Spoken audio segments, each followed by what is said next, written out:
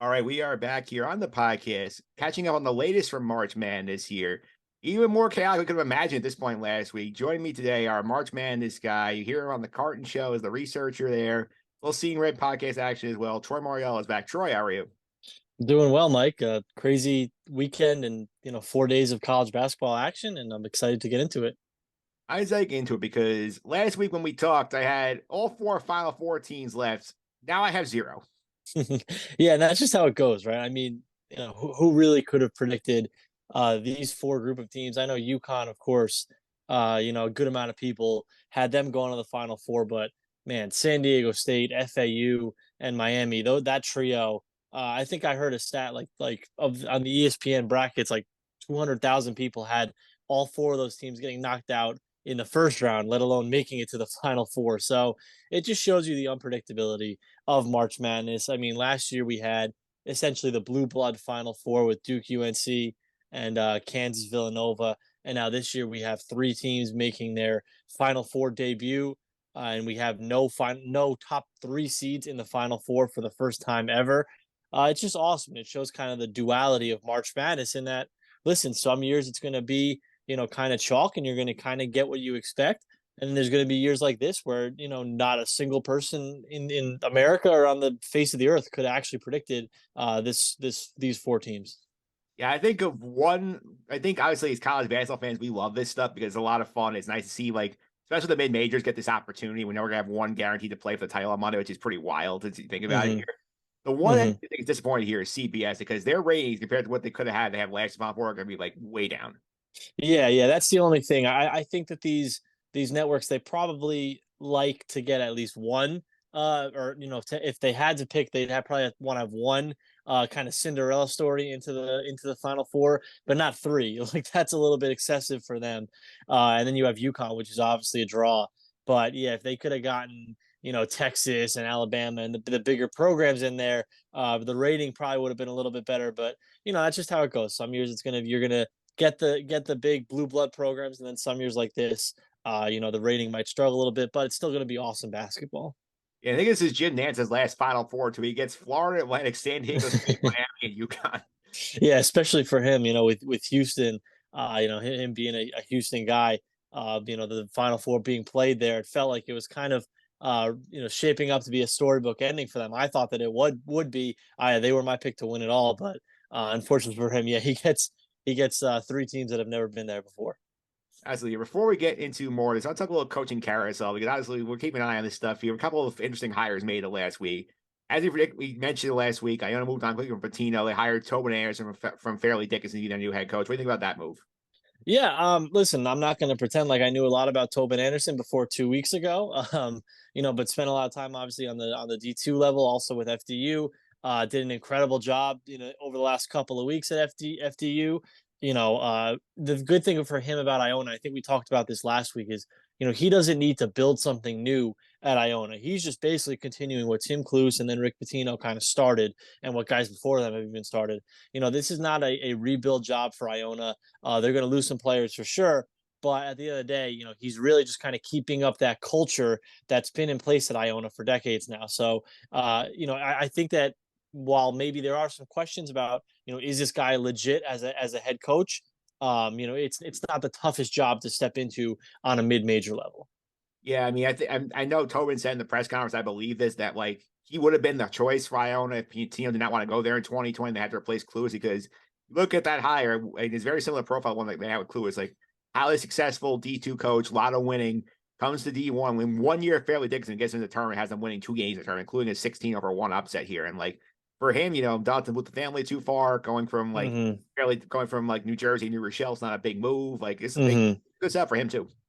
Yeah, and it's definitely a step up for him. FDU, obviously in the NEC, which is probably one of the lower conferences in America, going to the MAC, but especially going to Iona, which is a program that I know Rick Pitino, outstanding, does kind of breed these outstanding coaches. So hopefully for him, I'm sure that he's thinking in the next 5 to 10 years he could be at a high major job. So it's a good step up for him as well. Absolutely. The other one was the big tug of war. Notre Dame ends up winning. They get Micah Shrewsbury from Penn State. What do you think of that move? Yeah, for him, I'm not sure how big of a step up it is. I mean, I'm sure Notre Dame obviously is bigger into basketball than Penn State is. But going back home to Indiana, where he spent so much of his career, it's a good move for him. I think it sucks for Penn State though. A team that he took to heights that they had never been before. Of course, winning an NCAA tournament game, making it to the second round, nearly making it to the Sweet 16. They had a shot against Texas there in that second round game, so it's a big blow for Penn State. For sure. But, for Notre Dame, I think it's an upgrade over the last couple of years of Mike Bray. Shrewsbury is a phenomenal coach. I think he's going to do a great job there. And yeah, you look at how they kind of ended the Mike Bray era. It wasn't very strong, but I think Shrewsbury has shown he can build it up relatively quickly. And within a couple of years, we should see them back in the NCAA tournament. Yeah, I think it's an exciting hire for Notre Dame too. And I do think one name I'll throw out here before we wrap the coaching carousel here is Dusty May, obviously to be the hot name because took Florida Atlantic to Final Four. I mean, their facilities are like some of the smallest in the country. Like they don't like I've seen the picture online that their gym compared to where they're playing the Final Four is like Yeah. absolutely this year. Like if there's a time for him to jump, it would probably be now. So you have some big name programs still looking for coaches. Like Texas Tech is still out there. Penn State, who's not fired replacing for like a Shrewsbury yet here. Temple play. Like if you were him, hey, it's job in this pool you like, or would you stay at Florida Atlantic because they go to the AAC next year and wait for another spot? Yeah, I was gonna say I think that's not a terrible idea to kind of give it another year maybe. I believe that they can bring like almost everyone back. You look at the job that he did this year, that's going to carry some weight regardless of what happens next year. If they do bring a good amount of their guys back, you would assume they'd still be at least an NCAA tournament team next year, and then he can kind of maybe make that jump because, like you mentioned, the high major jobs right now are not all that appealing. There are a couple of them out there, but if he kind of wants to wait for maybe that real big opportunity, it might not be a bad idea for him to stick around, like you said, make that jump to a new conference, and then hopefully, maybe revisit this at this time next year. Yeah, because the reason I threw like, as I first I thought like a program like Temple would be interesting because they're a proud basketball program. They have more resources. Yeah. Florida Atlantic, Mm-hmm. but like it's the same league he's going to be in next year. He's have to deal with his own program like, at least like once during the season, which is not great in his regards. Mm-hmm. So, like, you feel like with him, like you want to get like in the door in like the ACC somewhere, maybe next year, or like get like closer to like maybe wait out if Mike Woods doesn't work out in Indiana. Maybe you're the guy. Exactly. I have a feeling that there's going to be a lot or a lot more high major jobs opening next year than we saw this year. It seems like these things are kind of cyclical in terms of some years there's so many of them, and then some years there's hardly any. This year seemed like there was really hardly any of these big high major jobs opening up. So I think if he waited out a year, stuck around there for a year, had another decent year, then I think he could really go anywhere that he wants in the country. Yeah, and last one, I just thought of here. Rodney Terry gets the interim tag removed to Texas. Well, long overdue. We did a great job there this year. Yeah, not surprising at all. I'm not really sure what took them so long. I guess they just wanted to wait. I didn't actually look into it. I just saw the headline, but I'm guessing that they just didn't want to do it midway through the season. But what a job by him. That program had obviously a lot of turmoil to deal with the Chris Beard situation. They had to get rid of him, and then Rodney Terry takes over, and they really didn't miss a beat. They almost got better they did get better under him. He leads them to Elite Eight and had them really a couple plays away from the Final Four, as we'll get into. So phenomenal job by him, and certainly well deserved. Absolutely. Here, let's start going some of these regions here real quick. Catch up what's going on here. I mean, we'll start in the East. The game that the tournament really kicked off the Sweet 16 round. Michigan State, K State, the legend Marquise Noel here. Like any big takeaways from that game you want to go back over? Yeah, just I mean, you often don't really remember the performances of guys that lose. At least it's hard to remember a performance from a guy that loses. But I think the story from the East Regional, the Sweet 16, the Elite Eight at the Garden, it's Marquise Noel. The hometown kid from Harlan. Harlem went to Bishop Laughlin, went to St. Patrick's over in New Jersey. 20 points and 19 assists in that first game. Just an electric game from him in that first round, and then obviously the second round as well with a 30-point performance in the loss. But yeah, just I mean, every time that he touched the ball in both of those games, it felt like something cool was going to happen. It might be something bad. He might be taking a 40-footer from the logo, in the final minute of regulation, but it always just felt like something cool was going to happen when he had the ball. And yeah, just that typical New York City, point guard, very, very shifty, very, very tough to guard, can kind of move around a lot. Really, really like his game. And he was the story of that game and the story of, I think, the entire East Regional. What a performance from him. And that was, like you said, that was the game of the tournament, goes to overtime, first overtime game of the tournament. and K-State gets by. And at that point, I thought they were destined for the Final Four, but unfortunately did not work out for them. Yeah, like it's funny because I was watching with a friend of mine. We always like joke about like, oh, we can find the moments they're gonna be in the one shining moment video here. That alley oop when he pretends to argue with Jerome Tang and throws the Keontae George, that is unquestionably gonna be in the one shining moment video. Yeah, I mean, how cool is that? It seems like it was intentional to do that. Yeah, just I mean, you love moments like that, and like you mentioned, that'll absolutely be in the video. Just again, just a kind of New York City type like playground play, right? Like pretending to argue with the coach, and then someone cuts back door for the alley oop. You catch the defense falling asleep. Just an awesome play, and yeah, one that we'll remember. Even in a losing effort, I think that says a lot about him. That even in a losing effort, he had a couple of plays and he had some moments that we're going to remember, I think, for 20 years. Hey, remember that no look argument alley oop that Marquise Noel did in the Sweet 16? It speaks a lot to the tournament that he had. Yeah. Also, as a Michigan State fan, I'll also point out here, like I was very upset with how they ended that overtime because they had a chance to, we're down 12 seconds left here. I'm sitting there watching at home, like, oh, go to the basket quick too. Casey had a great free throw shooting team, extend the game. They were dribbling around the perimeter trying to get a three. They couldn't even get one off. They're like, I was very frustrating to watch.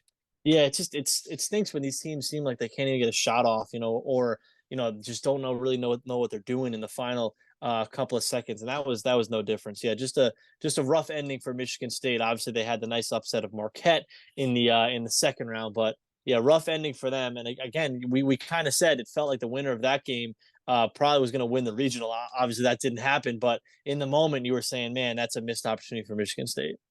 Yeah, and they ended up losing. Casey ended up losing to Florida Atlantic here, which wins the slugfest of Tennessee, and then comes back here and wins the shootout with K State to get to the Final Four here. What do you think about what we saw from the Owls? Yeah, I was actually at this game at the Garden on Saturday night, and yeah, just I mean, a game where it felt like all the crowd was very very heavy. Kansas State, Florida Atlantic obviously has the lead at halftime. Kansas State kind of pushes ahead in the second half. It seemed like at that point the game was going to be over, and Kansas State was going to maybe not win comfortably, but certainly get the win. And Florida Atlantic, man, they play team basketball. They move the ball so well, being there in person. That's the one thing I noticed. They really really moved the ball. 17 assists on 26 made field goals in that game for FAU. You look at their balance scoring. They had four guys in double figures. They really play as a team. And I think they kind of said like we're gonna make Marquise Noel beat us on his own. He had the 30 points. Obviously, Keontae Johnson was in the foul trouble for a good portion of that game. That really hurt Kansas State. If I'm Kansas State too, I'm really upset that I didn't get a shot off at the end there. I know that Marquise Noel, is known for his passing. He had 12 assists in this game as well. But man, I think Noel's got to take that shot on the last possession for the tie. He's been your guy all tournament, all season. He had the 30-point performance. I would have wanted him to take that shot no matter what. I don't even care if he's double covered. I want him taking that shot, but he didn't do it. He passed it up to Masood. But yeah, unreal game. What you can't say enough about FAU, right? I mean, they're an underdog, but are they really an underdog? Are they really a Cinderella? They were a top 25 team for a good portion of the year. They only lost 3 games all season long. Obviously, they get some help with the 16 seed FDU knocking off Purdue, so that makes their run a little bit easier. But now they're in Houston, and they got as good a shot as anyone to win the national title. I mean, they've won 35 games. You can't call us Cinderella. Mm-hmm. They've won 35 games. It's a really good basketball team. Yeah, exactly. Yeah, like that's the thing. I mean, I think to a casual observer, you're looking at this team and you're like, wow, FAU's in it. That's a Cinderella for sure. But yeah, they've been a top 25 team all season long, and they, like you said, they won 35 games. They only lost 3. They've ran through basically everyone that they've played. So on the outset, yeah, they look like a Cinderella, but they're not. They deserve to be here, and they probably were a little bit underseeded as a 9 seed. Yeah, the seeding as a whole this year was very off. And I feel like it led to a lot of the chaos we saw too. Yeah, absolutely. I think we mentioned that last week too. The seeding, I think that's why we're seeing Final Four with no top 3 seeds for the first time ever. It makes sense. The seeding for sure. I think they could have done a lot better job. FAU was a perfect example of that. They probably should have been at least a seed or two, maybe 2 seed lines higher than they were. Yeah, I mean, you can make an argument they win the 6 line with the net and the quad one. That's the only reason why they're not. Yeah, absolutely. Yep. All right, let's go to the West region here because obviously we'll get to UConn in a second here, but I gotta give a shout out to the other great game of Thursday night here. UCLA Gonzaga. This game went back and forth all night. UCLA builds the huge halftime lead. Mm-hmm. Gonzaga builds the huge lead second half. They almost blow it late. Julian Strother hits the three late. This game was awesome. Yeah, that was an NCAA tournament game, right? One team getting up big, UCLA up 13 at the half. Gonzaga comes roaring back, holds UCLA without a field goal for 11 minutes, and then just it all falls, and then nearly all falls apart for them in the final couple of minutes, and really in the final minute. I think for UCLA, I think that their lack of depth and those injuries, they just finally caught up for them. You know, you look at UCLA's box score; they had all five of their starters play 32 or more minutes. They only had, I think, 19 minutes off the bench. They didn't have enough. They didn't have enough depth in this game because of the injuries that they had suffered earlier in the season. They just ran out of gas. It's really that simple. They were a really good team. I honestly think that this team would have been Final Four bound probably if they were at full strength, and probably could have won the national title if they were at full strength. But yeah, crazy comeback in the final minute or so. Crazy shot by Julian Strother for the lead for Gonzaga, and then UCLA draws up an awesome play to try to tie the game with the game winner with the half court pass and the quick pass off to the side. Got a really good look at it to tie it up, and it just misses. But really, again, that's just an awesome NCAA tournament game, a game of runs where, early it looked like a UCLA blowout, then it looks like a Gonzaga blowout, then we get the crazy comeback in the final minute, the crazy logo three for the lead for Gonzaga, and then UCLA's shot just misses at the buzzer. Just everything that you're looking for in an NCAA tournament game. Yeah, I do feel like if at UCLA didn't have Adam Bona that game because he got hurt right before, and then they told us like about 20 minutes before the tip off he was not going to play. I think if they had Bona, they win that basketball game. Yeah. Even just having him would have been such a difference maker.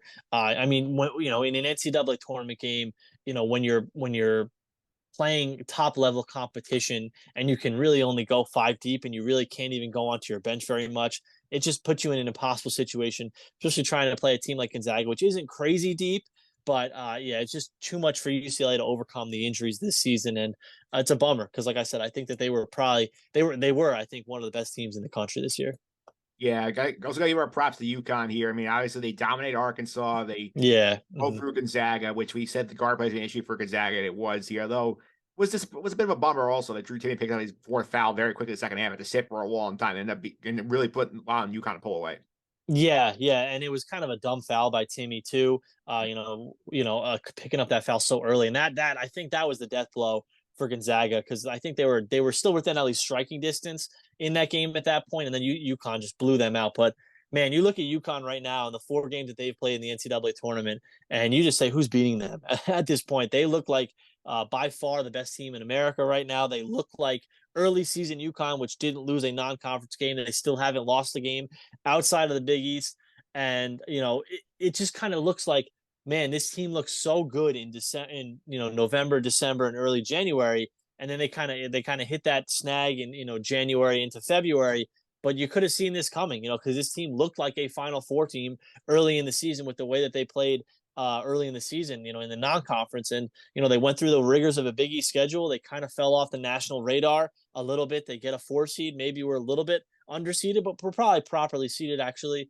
And then, they go on this run where really they haven't even been challenged yet. They've run through Arkansas, which I thought was going to be a game for them. I did actually think that they were going to kind of have their way with Gonzaga, because I just don't think that Gonzaga matched up well with them, especially with Drew Timme getting into foul trouble in that game. But yeah, at this point, man, UConn, they look like a team that is going to be so hard to beat. They're playing the best basketball out of any of these 4 teams still left, and I'm just not sure if anyone could beat them at this point. Yeah, I think the thing that bothered me with the UConn seeding here is obviously they deserve where they be in the Final Four. They've been the best team in this tournament by far across all. They haven't lost. They haven't won a game by less than 15 points, which is absurd. Yeah. March Madness competition here, but like the fact this team was a 4 seed. I mean, when Ken Palm had them in the top 4 and they were number 8 net, like to me that's a problem. I mean, like think like poor Iona here, where like they're a 13 seed and they're getting put on the same seed line as Virginia, Tennessee, and Indiana. 3 teams are nowhere near talent wise. Yeah, and for Iona, I think they kind of fall victim to maybe the TV executives getting their hands in the brackets a little bit, trying to schedule those matchups. Of course, you want the UConn Iona. That's more sexy than maybe, Iona Virginia or Iona Indiana. So yeah, Iona falls victim to that. Yeah, but UConn was this team all year long. Like I said, they just went through the Big East schedule, but they are so deep. They have so many guys that can come off the bench and hit a shot. And I think that's what's really special about this UConn team is they don't need anyone to kind of play out of their minds to win games. Like they just need everyone to play their role. Adama Sanogo, Klingon, Hawkins. Like if these guys just play their role, they win games. And we've seen that throughout this tournament. Like you said, beating every team by 15 plus. Everyone on this team seems like they have a defined role. They have so much depth and they have so many guys that can hit a shot that they don't need anyone to go off and score 35 points or have this, crazy shooting performance to win a game because they have so much depth and they have so many guys that have these defined roles. I think that's what's special about this UConn team, which is something that they did not have last year. They really didn't have the year before that under Danny Hurley with so many shooters coming in that can hit, so many guys that can come in and hit a shot off the bench. So let's go to the South region now for a little bit here, because obviously the first big shock on Friday night, Alabama losing to Miami here. And the thing that sort of struck me here is that like Miami's like guard play from Wong and Pack like really like was bothering Alabama. And Alabama did not look like they had the shot makers, which is surprising because it's a team that is pretty good offensively. Yeah, yeah. And talking about Miami, like you mentioned, the guard play, when you have guards like Miller, Wong, and Pack, like those guys, guard play wins in March. I think that we've seen that over the years. And when you have guys like that, I mean, that game, Pack scores 26, Wong 20, Miller 13, and then Miller obviously went crazy in the last game.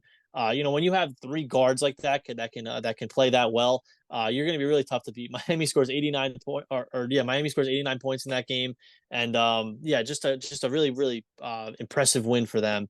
And my bad, that was the wrong region. That was that's the Midwest. So we'll mention that with Houston. Oh, my bad. Yeah, yeah. So yeah, Miami over Houston. Yeah, like I said, when you have the guard play like Miami has, it's really impressive. And yeah, like we said, Houston falling in that game.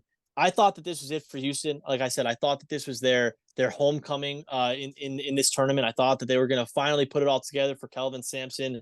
They won the 33 games all season long. They looked like I thought the best team in the country all season long. They had a couple of injury scares, of course, but I thought that this was their chance. And you look at Houston and you're like, man, if not now, when? If it wasn't going to be this year, when you were kind of not head and shoulders, but you were one of the best two or three teams all season long, and you still don't even make it to an Elite Eight. I know that they did make the Final Four 2 years ago, but you still this year don't even make it to an Elite Eight. That's got to be a bummer for them. And like I said, you just kind of wonder, like, if not now, when? Because that was a game against Miami that you really should have won. And Houston's a very good defensive team too. So it's shocking to see Miami do that well against them. And you feel like also like the Marcus Sasser can really like destroy that team. They were never the same after that. Yeah, absolutely. And I believe that was a season high in points allowed for Houston, giving up the 89 points. Miami shoots 44% from 3-point range in that game. Yeah, they just couldn't stop them. I feel like they could not get a stop down the stretch in that game, and they gave up 47 points in the second half. It's just a bummer for Houston. Like I mentioned, a team that felt like they were destined to go to the Final Four, and they don't even make it to the regional final. You wonder if the pressure got them a little bit, because I know there were a lot of people asking, "Oh, like Final Four in Houston, like 20 minutes on campus, like what's going on?" I know Kelvin Sampson said, "Hey, like you have to win every game in front of you." Like this adds more pressure to this team. I feel like maybe they were feeling the heat, like we got to get home in front of our fans, and they put you on this game. Yeah, and also it's a tired argument, not to beat a dead horse here, but playing in that conference as well, how much are you really getting tested in the AAC? You're really not facing top level NCAA tournament competition every night. We kind of say the same thing with Gonzaga every year. Like it's probably hard to kind of not turn it off, but to turn it back on again after 2 or 3 months of playing, the UCFs and the Tulsas and the Tulanes. Like, it's probably kind of tough for them. And obviously they're making the move to the Big 12. I'm sure that'll help them because, you wonder if it's hard for a team to play that level of competition for so long and then to go into an NCAA tournament environment, even as a 1 seed, and face this high level competition. And, it's a question worth asking, I think, even though it is something that gets brought up, it feels like every year with Gonzaga. And not for nothing, I would take the WCC over the American in terms of competition level, because their programs at least have been trying to keep up with Gonzaga. Absolutely, yeah, I would agree with that. You know, if you look at the last 5 years or so, the WCC's been a better conference for sure than the American. So yeah, I mean, it's something that Houston they're probably happy to be getting away from that now and to be playing in a conference like the Big 12 that's gonna prioritize basketball and that they will be playing NCAA tournament level basketball really every night now. So it's a big difference for them, and I'm sure it'll end up helping them in the long run. Yeah, obviously Miami, Texas, the last game of the weekend here. Miami prevails like late in this game. Like, what do you think about what we saw in that game? Yeah, in that one, I mean, again, it's just a game that it feels like Texas they lose these type of games, and it stinks because I thought that this was a year for Texas that could have been their year. It felt like Final Four, obviously in their state, they could be going home, but they had that big lead. They had a lead at halftime, despite Miami, I think, shooting 64% in the first half, and Texas still has the 8 point lead in halftime. I think it got up to 12 or 13, and it felt like Texas in that game never threw the real knockout punch. Like they got it to what 12 or 13. They never got it up to 18, 20 and really put it away. Instead it went back down to 6 and now we got a game. And at the end of the day, it just felt like Miami executed better than Texas down the stretch. Texas, it felt like kind of went to ISO a little bit too much in the last couple of minutes, whereas Miami kind of moved the ball a little bit better. It felt like and kind of played their game a little bit better. But like I said, when you have the guards that Miami has, Wong and Miller, who I don't think missed a shot in that game against Texas, he was phenomenal. He did not 7 or Yeah, 7 when you from and the then floor. and then perfect from the free throw line as well. Yeah, when you have a guy like that, Wong and Pack, like when you get guard play like that, it's just so hard to it's so easy to win games in March because March guard play wins in March. So it's a bummer for Texas. Like we said, Ronnie Terry did an awesome year there in really picking up in an interim role. But again, a path that felt like it wasn't that tough for Texas, and unfortunately they can't get to the Final Four. It's funny, we said that the Midwest was kind of headed for I think I said at least a Texas Houston crash course, and of course it's Miami that gets out of that region. So just very very fitting that that's how this March Madness has been going for sure. And beats both of them in the process. Yeah, exactly. Like Miami goes through both of them in the process. It's again that's just how this year's been going in March. Very very you can't predict it ever. I mean, Miami too, explosive offense alternate, 59% from the floor against Texas, which is like ridiculous. Texas is a very good defensive team. Yeah, and that first half, like they shot I think 64% in the first half, and you were like, all right, and they're still down. They were still down, I think 8 at half, and you were saying like, man, what else can Miami do here? They had a pretty good half, and then they score 51 in the second half. They just go off. I mean, scoring 80, 85 plus against Texas and Houston, who are two of the better defensive teams in the country. That says a lot about Miami. That says a lot about their game plan. That says a lot about, like I said, the playmakers that they have. Just a really really strong effort by Miami. They deserve to be here. They beat the two best teams in their region unquestionably. In 2 out of 3 nights. So really impressive win for them. Impressive job by Jim Larinaga, and they go to their first Final Four in program history. So really really. I mean, you can't say enough about Miami and the job that they did this weekend. Absolutely. Go back now. Go this out right here. Talk about how Alabama goes down here, and this is a Mm-hmm. game where they got beaten up by San Diego State. And I give credit to the end. Mm-hmm. It's a conference. They come from conference historically underachieved in March. Nobody Mm-hmm.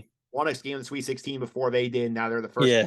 in the Final Four here. But like, I was surprised that Alabama, like as much as been a bully team all year, they got like pushed around this game. And they really had no response. Yeah, I mean Alabama. That was the exact type of game. I know it ended up in the 70s and 60s, but that's the exact type of game that San Diego State wants to play. 28-23 at the half. Like when you look at that score and you see 28-23 at halftime, you're like, this game is going at the pace and at the tempo that San Diego State wants to play. They want to make it a rock fight. They want to slow things down. They wanted to limit the amount of possessions. They want to play physical, like we said. And Alabama just could not keep up. They really did not have another punch. Alabama goes 3 of 27 from 3 point range in this game. They only shoot 32% from the floor. Brandon Miller, just a horrendous tournament for him. 1 of 10 from 3 point range, 3 of 19 overall. Had 9 points, but a really really rough tournament for him. A guy who could have really. I mean, we already knew why he was a national story, but could have made himself a national story for on the court reasons as well. And it just did not work out for them. I thought that, like we said last week, Alabama was going to roll through this region, but San Diego State, again, they played their game. They made Alabama play their style. They made Alabama slow it down and try to, create an half court. And Alabama just could not hit a shot, especially in that second half down the stretch. It just kept, 3-pointer, 3-pointer, 3-pointer, and it was just miss after miss after miss. 3 of 27, you're never going to win a game, let alone an NCAA tournament game. Yeah, I basically wanted Alabama too. You know, obviously the situation of Brandon Miller, where he's the one who brings the gun to the homicide scene, where a former like teammate Darius Miles ends up like killing a woman here, and we found out that basically Alabama covers it up for a long time, and NATO's impressed on it. He said like wrong place, wrong time, and they don't discipline him because they're trying to win, which gets to a lot of criticism here. You wonder here, like, did this cost them their season? Because this team was well, they were never really the same after that really came out, because it makes you wonder that like this became such a big distraction for them that like they just couldn't get themselves back into the groove they had. Yeah, I mean, you look at the results. They were playing they were playing close games with teams they should not have been playing close games with. They lost a couple of games down the stretch. I know that they put it together in the SEC tournament, but I didn't think that they were I had them going pretty far, but it just didn't feel like they were the Alabama of old. From the Alabama that we had kind of seen before this. And like you said, I mean, they're college kids, and at the end of the day, that's something that it's going to affect you. And how could it not? That's a cloud hanging over your program, your school, really, and it's directly related to a member of your team. He had a brutal NCAA tournament, like we said. So I think it was an unfortunate situation, and it really derailed their season. Obviously, the loss of life is way more important than that, but it really derails their season. And a season that could have been really special for them.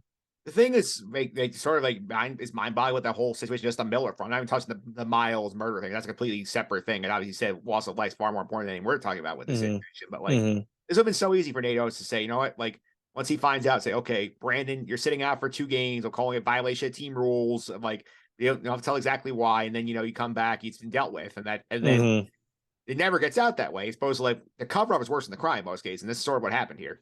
Absolutely, yeah, and it's just the handling of this from the Alabama perspective, like you said, the NATO's wrong place, wrong time. Like trying to cover it up, not really feeling very remorseful for it. It felt like throughout the entire time, it kind of felt like to them it was like almost a distraction, which that shouldn't be the case. It just they could not have handled it any worse, and I think that made the intensity and the focus go even more on them, like you said, than if they would have maybe handled it internally at the start when they found out about it. Instead, it turns into something way bigger, and it really ends up derailing your season. Yeah, it absolutely did here. The other game here is that regional round here. Princeton was fun. They gave it a half, but Creighton was just too much for them. Yeah. Again, fun story for the 15 seed making it all the way to the Sweet 16. But yeah, Creighton, they get a really nice draw, obviously getting to play a 15 seed, getting 3 days or 4 days to prepare for them, and it works out well for them. But man, again, a missed opportunity for Creighton at the end of that game, at the end of the San Diego State game, that foul at the end on Nembhard. I think it's a foul, but when you look at how that game had been called, it was such a physical game. I mean, San Diego State wasn't even in the bonus until the final 30 seconds of that game in the second half. So to call that foul on Nembhard there, I get it's a foul, but I think in the context of the game, probably would have been better off not calling it and seeing these two teams play overtime. But Creighton had a couple of moments, a couple of what if moments. I didn't get that I know that they had a foul to give in the final 30 seconds, but they foul with the shot clock. It seemed like kind of winding down, and then guarantee that San Diego State's going to get the last shot off. That was the one thing that I didn't get. I know that conventional school of thought says if you have the foul to give there, you do it, but you kind of guarantee that San Diego State was going to get the last shot. If they don't foul there, maybe the same thing plays out, but there's 6-7 seconds left on the clock where you can actually draw up a play instead of 1 or 2 seconds. So that didn't make a whole lot of sense to me. And then the inbounds pass with 1 or 2 seconds left. I never get when teams do this full court, football pass all the way down, try to throw it 90 feet, try to catch it in a crowd, and then throw it up at the buzzer. Throw the ball, inbound the ball 20 feet, get a half court shot off. At least that has a decent percent chance. I mean, we see guys hit half court shots, feels like all the time now. Even in the college game, take a half court shot there. Don't try to throw it the length of the floor with 1 second, have a guy catch it and maybe even tip it in at the buzzer. It's just not going to work out. That's a big pet peeve of mine. I really wanted to get to that because I never get why teams do that in the closing seconds. Throw the ball short. Do what UCLA did. Throw the ball to midcourt and try to get like a half court shot off at the buzzer. Don't do that. Don't do that full court pass. I hate that. Yeah, you're not Grant Hill, Christian Laettner here. This is not happening. Like, that's like Is one in a million it, shot. it's worked like one time. I think it's worked one time in the history of college basketball, but these teams see that and they're like, oh, it's got to work, right? We'll throw it to the foul line. The guy will catch and hit a turnaround jumper. It's never going to work. That's the only time I've ever seen it work. But for some reason, these teams keep doing it instead of just taking the half court shot. It's a much better percentage wise than trying to complete that pass. Yeah, and I will say in terms of the foul thing there at the end of the game, it was the foul. It does remind you a lot what happened at the end of the Super Bowl with James Bradbury. Yeah. It's a foul. James Bradbury made a foul, and like things like you have to call it because like you can only imagine like the outrage would have been the other way too. Like if it doesn't get called, and then Creighton game like it's one thing like you could see like he literally like held his hip in the middle of the shot motion. Like you have to call that foul like every time. That's unfortunate. Yeah, he did. Yeah, I mean, it's a foul. Like, don't get me wrong, it's a foul. I'm not sure if I would decide a game on a foul like that, on one that, like, to the naked eye, you're like, I don't know. You know, I mean, he ended up on the floor, but yeah, it's a tough way for Creighton to go out. And like I said, when you have that many, what ifs in the final 30 seconds of a game, it's a real bummer for you because especially trying to make your first Final Four, like I said, you got an awesome draw to go to the Final Four. And you just come up a little bit short. They can return almost everyone on that Creighton team. They were, and they were basically a preseason top 10 team this year, and they really finally hit their stride here down the stretch. But I think they have a good shot of making it back this year. But they're never going to get an easier draw than a 15 seed and a 5 seed in the Sweet 16, the Elite Eight. So really, really a missed opportunity for them.